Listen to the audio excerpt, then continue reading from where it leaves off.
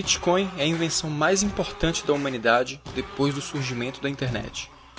O Bitcoin está fazendo com os bancos a mesma coisa que o e-mail fez com as cartas. Você não pode simplesmente parar uma coisa como o Bitcoin.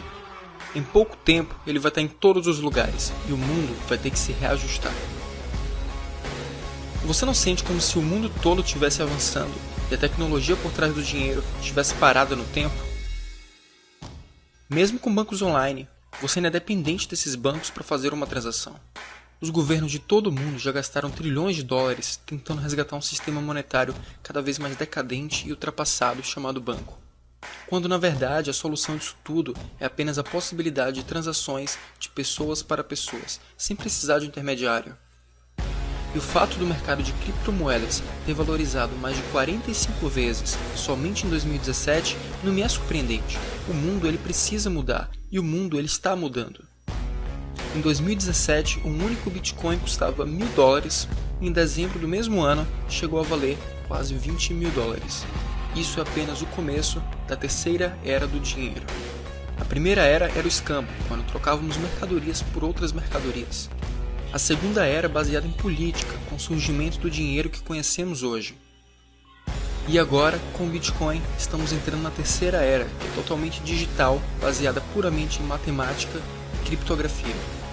Conheça, estude, faça parte da economia do futuro. Oi gente, tudo bom? Sou o Lucas Pinzorf, da área de Economia do Mercado Bitcoin. Estou aqui com o Marco Antônio Giovanni, trabalha com a gente, e estamos aqui hoje para responder as perguntas mais comuns sobre Bitcoin e criptomoedas. Essa é uma das perguntas que a gente mais recebe por aqui. Lucas, o que é o Bitcoin? O Bitcoin ele nasceu para ser o dinheiro digital. Muitas pessoas chamam de criptomoeda, algumas pessoas chamam de ouro digital. Mas o objetivo principal dele, pelo qual ele foi criado lá atrás, é para você conseguir fazer uma transação sem depender de uma pessoa central. O real, por exemplo, ele é administrado pelo governo brasileiro e pelo Banco Central, né? No Bitcoin, não existe isso. No Bitcoin, é a rede que administra todo o sistema monetário. Então, você não depende de uma instituição central, que nem ele falou. Uma pergunta que a gente recebe muito é: eu não tenho 30 mil reais para investir em criptomoeda. O que eu faço? Como que eu compro? Como que eu finalmente consigo meu Bitcoin? Então, você não precisa de 30 mil reais para investir no seu Bitcoin. Essa é uma quantidade que assusta um pouco quando a gente entra no site das corretoras, no site do mercado Bitcoin e vê lá, um Bitcoin é 30 mil reais, né? Mas o Bitcoin pode ser dividido em frações bem pequenas. Então, você pode comprar 0,01 Bitcoin por menos de 300 reais, por exemplo. A menor fração do Bitcoin é um Satoshi, que é tão pequena que ele vale menos do que um centavo de real. Então, se você quiser começar investindo tipo, 20 reais, é possível comprar 20 reais em Bitcoin. Então, se não são os bancos e nenhuma entidade central que valida as transações, quem é que faz isso? Você tem uma figura que chama minerador. É basicamente uma pessoa que vai validar essa transação que você está fazendo e nesse processo, como recompensa pelo trabalho que ele está fazendo, ele vai receber novos bitcoins. Então você vai soltar bitcoins no sistema. É assim que você tem um processo de geração de novos bitcoins. Por isso os mineradores, como eles estão gastando energia para resolver esse problema com os computadores dele funcionando, eles têm incentivo para validar as transações corretas e ignorar as transações incorretas. Então você pode até tentar gastar mais bitcoins do que você tem, mas você não vai conseguir, porque isso nunca vai ser validado pelos mineradores. E os mineradores são uma figura super técnica, eles realmente têm um computador, eles têm uma programação muito sofisticada para conseguir fazer isso de uma forma lucrativa, senão você vai acabar minerando e nunca recebendo o seu dinheiro de volta. A recompensa hoje está em 12 bitcoins e meio, que dá um pouco mais de 300 mil reais, ou seja, um ótimo negócio. Mas, se você está pensando em ligar o seu computador para minerar, nem tenta, porque já tem grandes corporações que eles juntam grandes centros de computador para conseguir um grande poder de processamento. Então, o computador pessoal de ninguém mais consegue competir com isso. Mas isso é bom lembrar porque o pessoal lá no comecinho do Bitcoin conseguia minerar com um laptop. Então, você abria aqui e você começava a minerar como se fosse uma coisa simples, relativamente. Mas pode estar um pouco confuso. A gente acabou de falar que não tem um intermediário no meio, não tem um banco no meio fazendo essa transação, e agora a gente fala de um minerador que está validando a sua transação. Não, calma. A mineração que a gente está falando é, de uma certa forma, um intermediário, fazendo todo esse sistema funcionar, mas a grande diferença é que ele é descentralizado. Então você tem milhares de mineradores fazendo tudo isso, cada um de acordo com a sua lógica e tentando seguir as regras do sistema para receber os bitcoins de recompensa. Então todo esse poder não está na mão de uma única pessoa. E essa descentralização que possibilita uma das maiores features de segurança do Bitcoin. E se um deles tentar falsificar alguma transação e, por exemplo, aprovar uma transação falsa, os outros não vão aceitar e ele vai ficar sem a recompensa dele. Ele vai ter gasto de poder computacional e não vai receber os bitcoins de troca. Assim como no mercado financeiro tradicional você tem diversas empresas com diversas propostas diferentes, aqui no mundo das criptomoedas a gente também tem isso. Você tem o Bitcoin com uma proposta, o Bitcoin Cash com outro, o Litecoin com outra. Algumas regrinhas básicas do Bitcoin é que ele vai ter 21 milhões de unidades no máximo. O último Bitcoin, existem previsões de que ele vai ser minerado em 2140 e os blocos dele, aquilo que a gente acabou de falar dos mineradores, eles são minerados a cada 10 minutos. O que significa isso?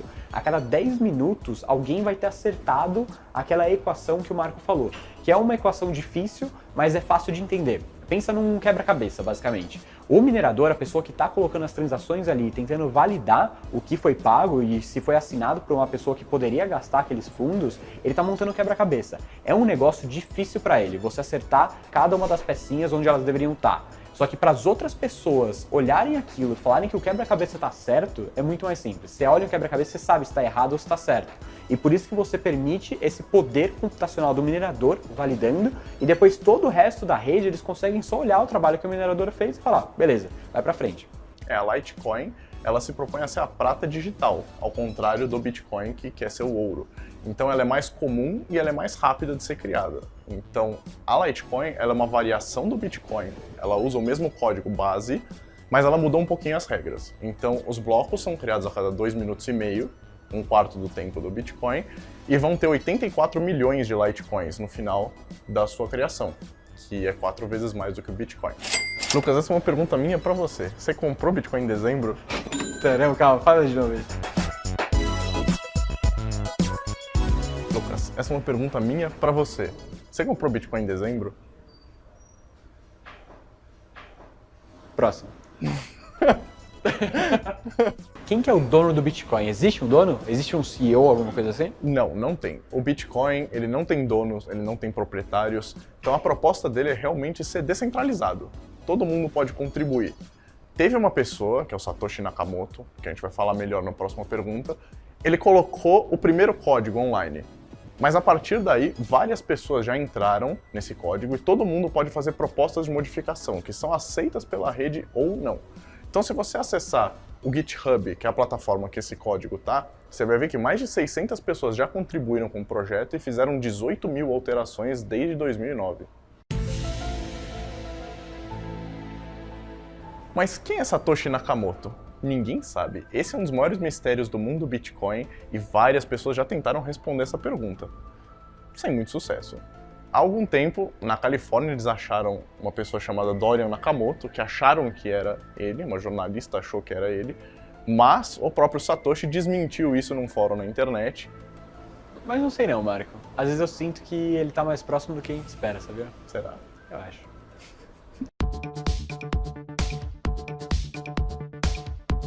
Hoje a gente geralmente vê o Bitcoin a um preço exorbitante, todo mundo falando dele, saindo em todas as mídias possíveis, mas eu queria te perguntar, Marco, o Bitcoin foi um sucesso desde o começo? Mas nem de perto. Ele foi criado em 2009, que nem a gente falou, só que nos primeiros anos não aconteceu quase nada com ele. Então a primeira transação relevante que você teve com o Bitcoin foi quando um americano trocou 10 mil Bitcoins por 2 pizzas, uma outra pessoa que ele achou na internet que topou fazer a transação. Hoje essas 2 pizzas valeriam 300 milhões de reais. São as pizzas mais caras da história e até a gente comemora o Bitcoin Pizza Day por causa disso.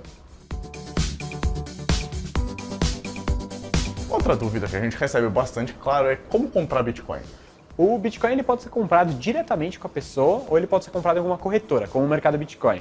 Se você compra diretamente com uma pessoa, geralmente você está exposta ao risco da pessoa não te mandar a criptomoeda.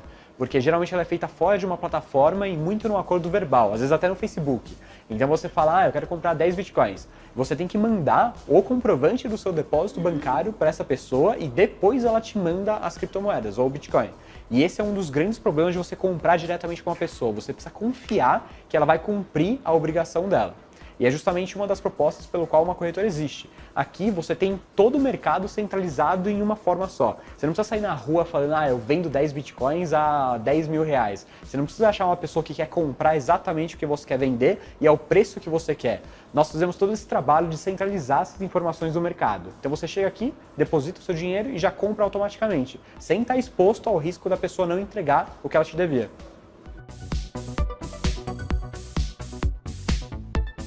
O que você acha, Marco?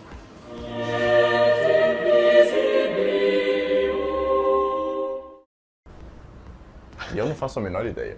Eu tentei buscar alguma coisa aqui, mas não rolou. Não tem como fazer previsão pro final de ano, não tem como fazer previsão pra semana que vem, não tem como fazer previsão pro Bitcoin.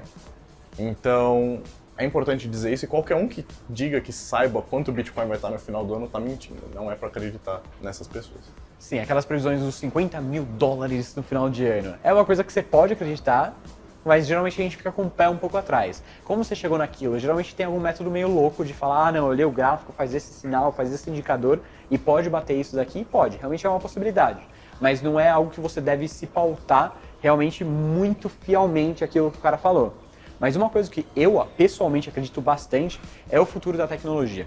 Então é um risco assimétrico que você tem. Você sabe o que você pode perder investindo em criptomoeda hoje, mas você se expõe a alguma coisa positiva que você não conhece. E essa coisa positiva, na minha opinião, é maior do que o que você pode perder. Lembrando que, como qualquer tecnologia nova, tem muita gente que é contra, né? Também muita gente que prevê o fracasso deles. Então, por exemplo, o Bill Gates é famoso por ter falado nos anos 90 que a internet não ia dar em nada. Mas isso acontece com as criptomoedas hoje também. Eles estão certos? Eles estão errados? Não sei. A gente acredita, claro, que eles estão errados e que as criptomoedas vão ajudar muito a tecnologia bancária, a tecnologia financeira em todo mundo. As pessoas não estão fazendo esse monte de parceria à toa. Existe algum fundamento mais sólido por trás. E se você ainda não consegue ver, eu recomendo que você entre no Bitcoin Brasil. Nosso brilhante redator aqui usa bastante os artigos dele para explicar o potencial futuro dele. E é só uma questão de pesquisar, na minha opinião, e entender o futuro que ela pode trazer. Vou te contar duas coisas que você talvez não saiba. A primeira é que o mercado do Bitcoin vai começar a colocar um monte de conteúdo animal no nosso canal do YouTube e nas nossas redes sociais. E a segunda, talvez mais importante, o mercado do Bitcoin está com taxa zero de depósito. Aproveita!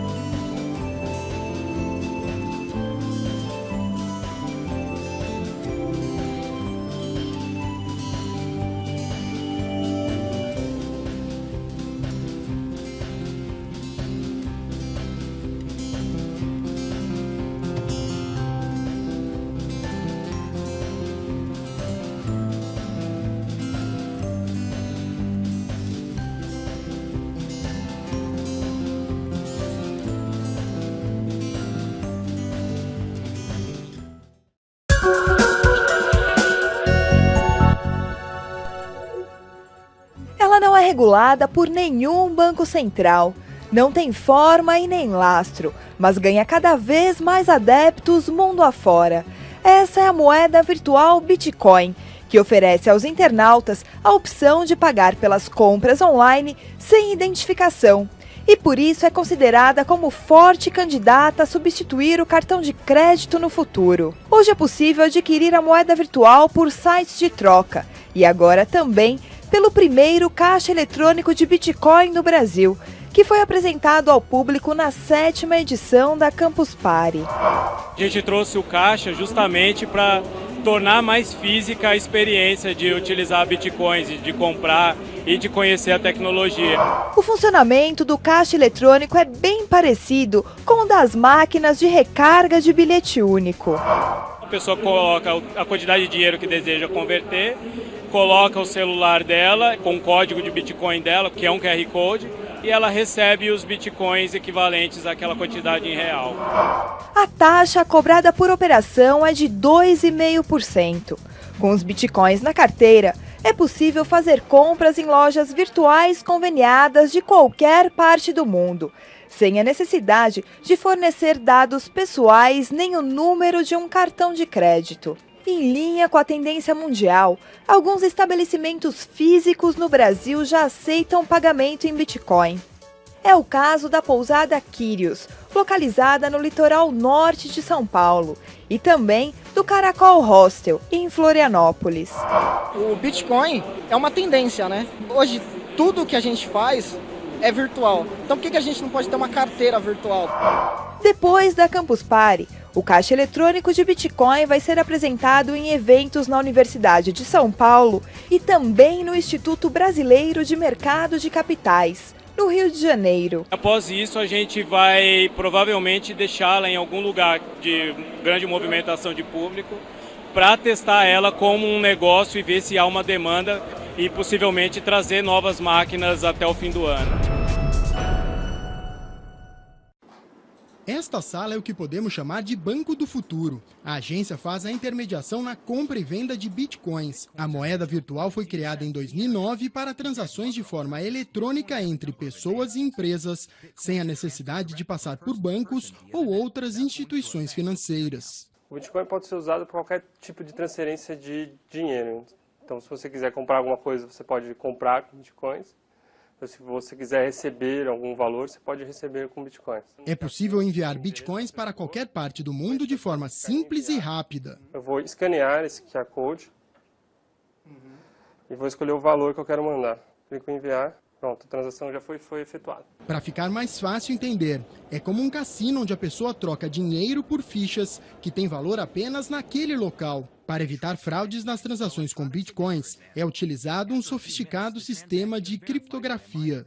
Para facilitar a troca de reais pela moeda virtual, a empresa começou a testar um caixa eletrônico. Basta aproximar um smartphone com o código de identificação, colocar as cédulas de reais e o valor é automaticamente convertido em bitcoins para a conta do usuário. A cotação varia de acordo com a oferta e a procura, assim como acontece com o dólar ou as ações negociadas na Bolsa de Valores. A volatilidade é um dos riscos de se utilizar o dinheiro virtual. O valor de um Bitcoin chegou a R$3.000 no fim do ano passado. Hoje vale 1.575. Na Bolsa de Valores, por exemplo, você tem pessoas que usam exatamente a volatilidade das ações para tentar comprar barato e vender caro, né? Tem um risco e as pessoas precisam ter ciência desse risco, né? Além das oscilações na cotação, o professor de economia ressalta que o anonimato nas transações facilita o uso ilícito do sistema. Apenas este ano, 3 pessoas foram presas nos Estados Unidos por usar bitcoins para lavagem de dinheiro. Ainda tem muita coisa incerta sobre o futuro da moeda. Agora, ela tem um grande potencial.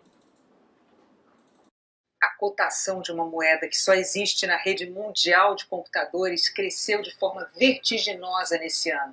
As bitcoins são criadas por computadores capazes de resolver problemas matemáticos complexos. Mesmo com as incertezas, tem cada vez mais gente querendo comprar as moedas digitais. A procura é tão grande que a moeda da internet teve uma valorização de mais de 900% este ano. Uns 170 bilhões de dólares em bitcoins, quase 500 bilhões de reais, ficam guardados em 9.500 computadores espalhados pelo mundo. Cada vez que uma Bitcoin é usada, os computadores que cuidam da moeda entram em ação para se certificar que a transação é legítima. Quando uma Bitcoin compra um cafezinho, por exemplo, a assinatura digital daquela moeda deixa rastro que mostra que ela trocou de mãos. É o chamado blockchain, um sistema que garante que cada moeda chegue ao destino certo e impede que seja usada mais de uma vez. E quem se interessa por Bitcoins? Durante anos, os maiores usuários eram pessoas que queriam ficar bem longe do sistema financeiro tradicional. Agora dá para comprar até apartamento com a moeda eletrônica. O volume cresceu tanto que o sistema financeiro já percebeu que não vai conseguir impedir as transações virtuais. O jeito, então, foi se unir a elas. A Bolsa de Commodities de Chicago vai começar a negociar contratos futuros em bitcoins no próximo dia 18.